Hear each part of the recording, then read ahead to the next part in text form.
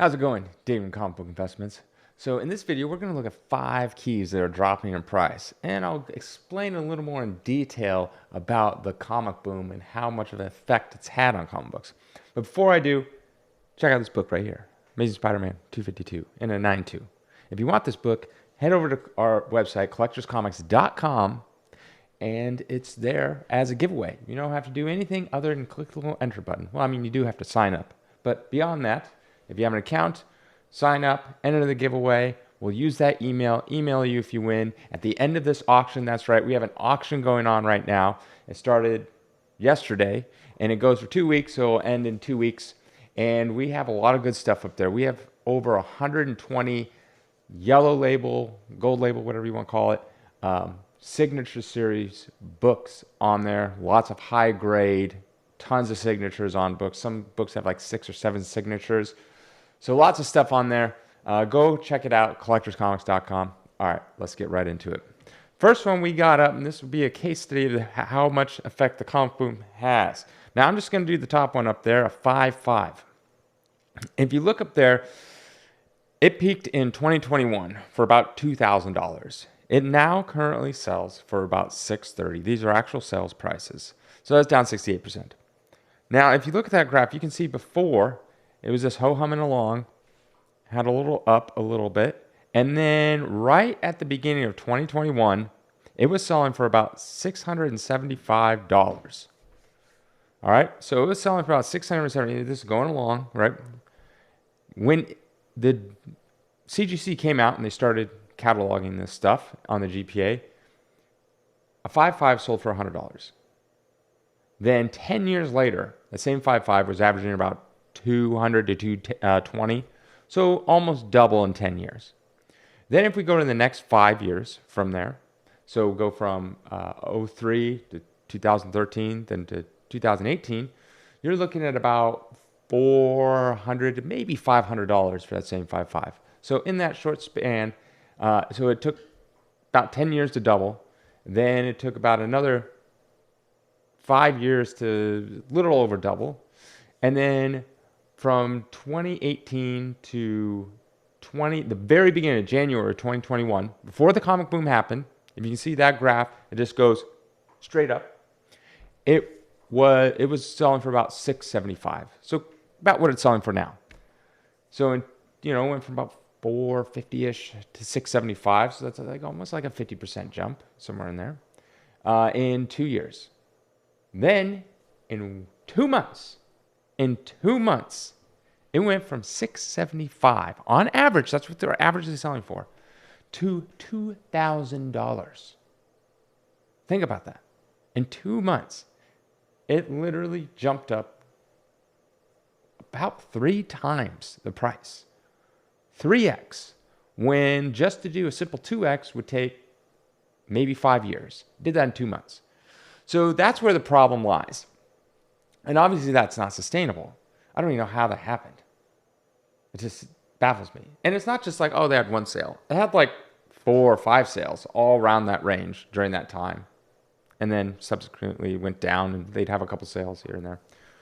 So that's where it's at. So a lot of people, so it's like, oh, comics are bad. Not every comic book was like this, though. I mean, this is the first appearance of Juggernaut. So not every single comic book was like this. So there are some comic books that this steadily went up. But comic books that went up this much, they came right back down. Now this comic book in particular is down to, back down to what it was before the comic boom. So that's probably right around where it's going to be. It's not going to really drop much lower than this, I don't think. Like, obviously, maybe like a 10, 20% difference. But also, funny thing to note is, yes, most of these in all this grade ranges are down. So this graph is not unique to this grade at a 5.5. You can look at it at 8.0, and it's roughly around the same. But interesting enough is a 9.6, which is not the single highest grade. It's the second highest grade.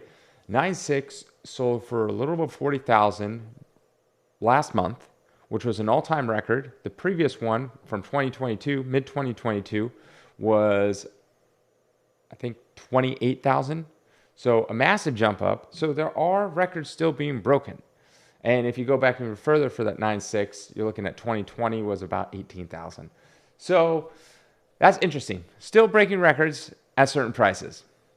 And that was an auction book through Heritage that broke the record for a 9.6, 9.98. So yeah, interesting. But this gives you kind of a deep dive on what is going on when it comes to the comic boom and how it works. Literally jumping up 3x in 2 months. That's not sustainable. Why is that happening? A lot of people got a lot of extra money that they're supposed to spend on surviving, and nothing says like I'm dying of starvation that I need to buy a comic book to feed my hunger. So there's a lot of that going on. Money was also very, very cheap to borrow. So interest rates were really, really low.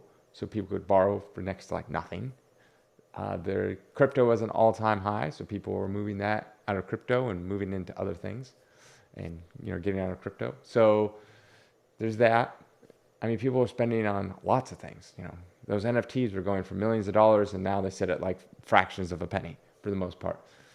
So yeah, lots of stuff. Interesting case study going on with the comic boom. All right, next we got up is Bunny Mask number 1. There's really no 9.4 selling. So a 9.6 went from $27 to $7, down 74%. A 9.8 down 74% as well, from $80 to $21. The $80 is when it first came out. If you guys don't know, most of you guys know, but my take on modern books. Now, first of all, most of these books, except some I pull on my own, these are from comments left by you. So if you want to, comment on a certain book, if you think it's going up or going down, you want my analysis on it, and you want to just know what's going on with it, because not everyone has this this analytics tool, then comment below and I'll talk about it. So, and it's kind of cool because I would never have put this book on here. I don't even know what this book is, to be honest. So I'm not going to know a lot of insight on this book or why it's even what it is. So why it exists. So I can just tell you based off of sales data, and I can tell you based off of my experience, and I can also tell you based off of the fact that I'm not a fan of modern books in terms of investing. I think it's much too risky. I have modern books of my own, but I use either those for reading or just because I simply like looking at them. So if you get them for that reasons, then good on you. Yeah, it's fine. But if you're buying them because you think this is going to be the next big thing, you're sorely mistaken, because modern books are basically like penny stocks. And if you don't know what penny stocks are, they're super risky. And every once in a while, 1 out of 1,000 does well. But, the other 999 do this. Usually modern books are most expensive right out of the gate because that's when the hype is the best. And then people forget about the book and it goes down. So I get collections all the time with hundreds, thousands of books. And, from the 90s, 2000s, even to today, of books that were once the it book and no longer exist. And they all sell for like $1, $2, like barely even, if you're lucky, you'll get your cover price back. If it's a 90s book and the cover price is like, $2, maybe you sell it for $4. And that's all books that are like, high grade, like 9.4s and 9.8s. They're not worth grading because at that price, if you look here, a 9.6 sold for $7. Grading fee alone is going to cost you nearly $40 shipping there and back. Not even worth it. Even if you get a 9.8 selling for $21, not even worth the grading fee. So not worth it. And that's the thing. It's like this supply and demand. New books have lots of supply. Also, so that supply is also in tip-top shape. 9.8s, 9.6s across the board. And there's not enough demand for it. I don't know how many they print of this particular book, but clearly there's just not enough of demand for it. And even if you think, there's a lot of people who like the book, yeah, but it's what kind of demand. There might be 10,000 people that want this book, but those 10,000 people are only willing to pay $5. So it's never going to be really worth anything until you get people that are willing to spend money that also want that book. And you need multiple people to keep on buying up this book to where it goes up in price. So next we got Department of Truth number 1.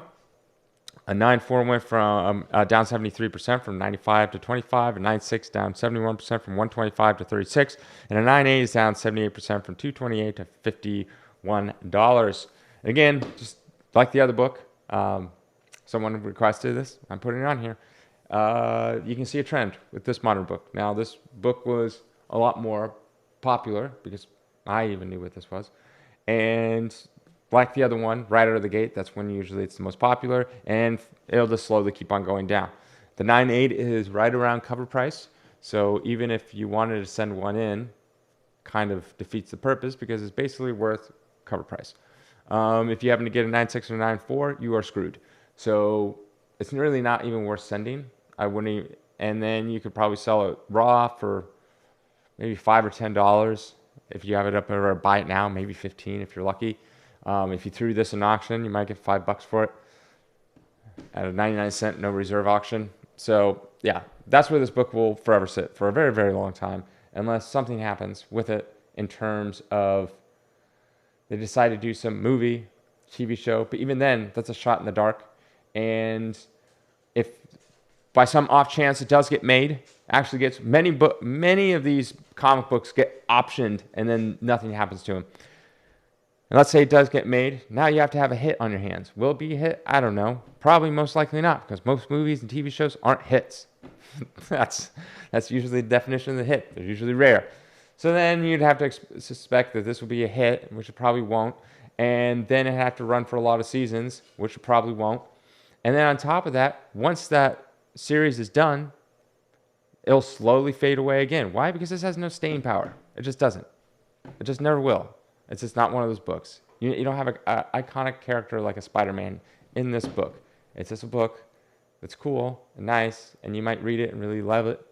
Great. It's awesome. But don't expect this to be an investment. All right. Next, we got Something is Killing Children. 9.4 is down 38% from 515 to 315.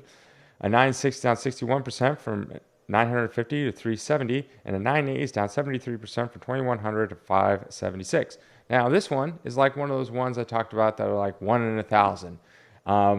But again, this is slowly going down over time. So in the beginning, it came out and was awesome, whatever, and people started reading it, started gaining popularity, slowly going up. And then all of a sudden, I think it got optioned or something. I have no idea. And then, or it hit the comic boom or something, and people said this is going to be the next thing. So it went up. And then as you can see in the graphics, it's been slowly going down ever since. And that was mid-2021, so around the comic boom.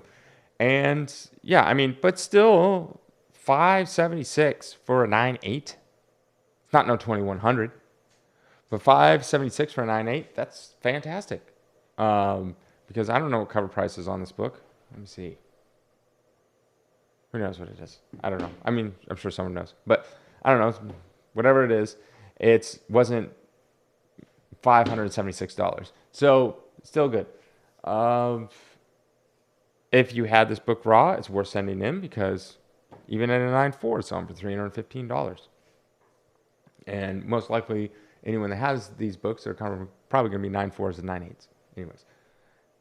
Yeah, I would, personally, I think that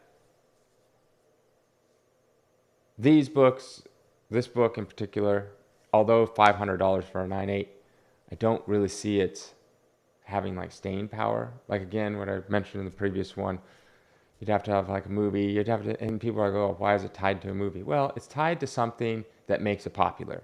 So you need to bring in a whole bunch of fans. That's all you need. So a movie does that pretty well. A TV show does that pretty well. Having the series last a very long time does that pretty well. But unfortunately, the series is new. It came out in 2019. So you only have 4 years of getting people to really attach themselves to the series. So unlike Spider-Man, where you have, I don't know when it came out, 62 or something? I think it was 62. You got whatever that math is, 60 years, 61 years of it gaining popularity. So Spider-Man is what people's grandparents read. So this, in order to get to that level, it's going to need another 50, 60 years to go. And it has to continue to make banging content for this, for something that is killing children. I don't know how they would, but somehow, if they can make this story run for another 60 years in our time, then you got the possibility. And it has to have great content to the point where someone picks it up, say like a kid in 20 years picks up something is killing children like 200 and something. And then they're like, oh man, I really love this. Let me go back to the old one. So you have to have a funnel going to this book somehow, whether that be toys, movies, TV shows, the comic book lasting a long time. It has to funnel down to number one. That's the only way it's going to. But in all fairness, in the last 6 months or so, it's been kind of flat. So it means it's not really going down. So yeah, that's my analysis on that book. Last one is we got X-Men 94. This one was another massive comic boom one. A 6.0 is down 73% from 2,000 to 536. 8.0 is down 71% from 3,300 to about 1,000. And a 9.2 is down 67% from 5,500 to 1,800. And where was it selling before the comic boom happened, which was literally straight up? It was selling for about 1,700. So for the 9.2 is right about the same price it was before. So basically the whole last 2 years of comic book going really sky high just pretty much vanished. It was like almost like it didn't exist. I mean, you just look at these graphs. It's insane. Like every time I look at it, I'm like, oh my gosh, how is that even possible? Just like they're slowly going along, slowly going up, 5-10% a year. And then all of a sudden it's like, bam, 2 months. 3 times the price seems right, which is just, I don't, like it. The people that were buying clearly knew nothing about comic books. Clearly, they couldn't have, because if you knew stuff about comic books, you would know like, oh, this is worth X. Even if you don't have this analytics tool like I do, this is worth about this price. I see them going auctions. Oh, an X-Men 94, Giant Size X-Men, Hulk 181, Spider-Man 300, whatever. Those are all common books. Common meaning you can literally go on eBay at any point and find one, and pretty much any grade you want. Common. That's what I mean by common. So you can find these books at any time, and they would probably come up in auction. All this kind of stuff. So you wouldn't be just buying some absurd dealers or sellers, ridiculous buy now price. And I mentioned this in a video before. My other brother who doesn't do this business, he would talk about how he's like, oh, I got a good deal on this book. I'm like, how do you even know what a good deal is? You don't even, he just got into comics literally during the same time as this. He had all this money. That's another thing, as I was talking about money, is since money was flowing, if you know much about people getting funding, lots of people are getting funding for some good ideas, but some bad ideas. And a lot of companies were surviving purely off funding because, VCs and stuff like that could just get pretty much loans for next to nothing. And so they're just investing in every company in the world. It seemed like anyone that had just an idea written on a piece of paper. It's like, yeah, okay, $10 million? Sure, that sounds right. So now these people were getting funding, and now they have all this money.